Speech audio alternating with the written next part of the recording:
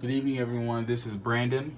And Allie. I'm going to talk to you guys about our change management simulation exercise. So, our agenda, brief intro to our simulation and our approach to the project. I'll go over our simulation scenario and the steps we took and what got more effective and least effective. Then Alex is going to cover change management in action, talk about the action research model, and some applied theory of change management. We'll conclude with reflection as leaders and then our references. So, intro to our simulation, we chose to compare and contrast two of the scenarios, one as the CEO and the other as the Director of Product Innovation, both at Spectrum Sunglass Company, and they're tasked with implementing a change in the company in 96 weeks. We chose to compare and contrast the two positions because, like real life, we will be in different positions within our organizations, and we'll have different resources available to us to enact change. And so we thought it'd be very cool to see how change was impacted from the different positions. We immediately recognized that in the different scenarios that different change levers were available. For the product innovation director, he had the CEO support as one of the actions, and for the CEO, he had the ability to clarify organizational values. Another difference that we noticed between the two scenarios was the higher credibility initially for the CEO, which was 9 out of 10, versus the Director of Product Innovation, who had a 6 out of 10. Again, that credibility will make it easier to impact change. The Director of Product Innovation also had a smaller network. So again, just working harder to spread that influence and create awareness for the change implementation. We also recognize that there are different motivators for the two positions. The CEO, founder of the company, it's his legacy, so he wants to have that sustainability so his company will last long term, versus the Director of Innovation, personal ties to the change management, to the change implementation system. So for the simulation scenario, we broke it down again based on what was most effective, what was least effective, and then tools that we did not use. For the CEO, we found that clarifying organizational values, holding town hall meetings, support from a consultant, and private interviews were the most effective change agents that we could use to garner support and create adopters for the change. The least effective were the email notice, progress reports, and confronting the resistors. Again, like real life, email notices, and like the case that we previously reviewed for Zappos, those are ineffective ways to implement change. Confronting the resistor just creates a toxic work environment. So again, so not conducive to supporting change. We felt like revising the reward system and restructuring organization were not applicable for this scenario. If anything, it would kind of be inauthentic of the CEO to utilize those two to help garner support for the change scenario.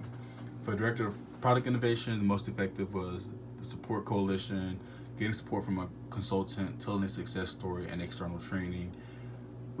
We felt like these were the most effective because based on his position in the organization, the Director of Product Innovation is a kind of a junior level job, and so based on his network, he just didn't have the opportunity to spread his influence as well as the CEO.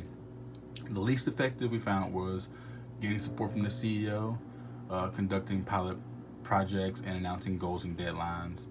I think based on the company recently recovering from a recession, there's still some mistrust within the organization, so change creates unknown chaos and stress.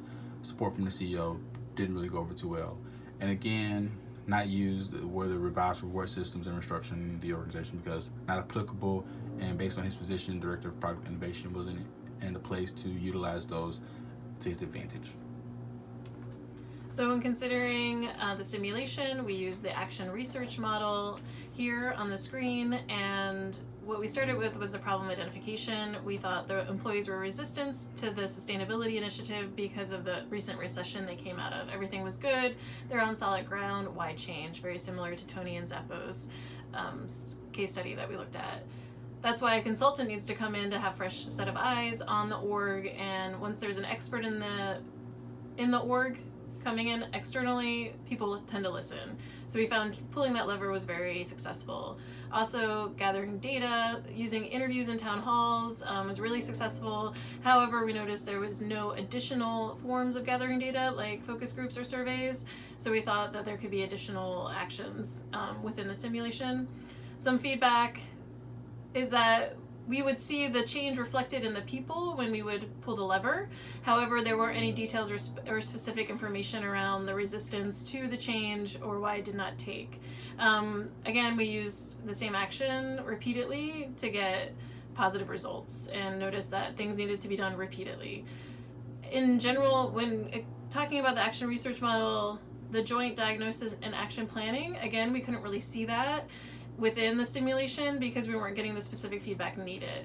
However, the actions that we saw were really positive, like Brandon talked about, was walk the talk, build a coalition of support is really important, recognizing an adopter, as these are about motivating the employees and creating a sense of urgency to the change effort. So then looking at a broader view of applied theory of change management, we looked at 3 different areas. One was Heart of Change from Cotter and Cohen, increasing the sense of urgency. That's very important because, as stated here, without you can have the vision and the strategy, but you need the urgency to get it going. And that's something that we found was really difficult within the simulation. And then moving over to Cummings and Worley, you need employee buy-in. So there's a lot in the book about why you need consensus for change. That, like Brandon said, there's a lot of anxiety shifting from the known to the unknown as an employee. You also need to build in stakeholders and change champions to facilitate the change needed. And this could be done by training exercises. We did see that using the lever for any internal or external training was very positive. And also needed top management support. So we would always try to kind of get our top people involved when going through the simulation. Overall, learning needs to be continuous in an organization so we can adapt more easily to change. Then considering Burke, we looked at Burke, which was talked about employee identity being a part of the organization. So considering what does it mean when you do impact change to an employee, it might feel very personal and very much identifying with themselves and their own identity.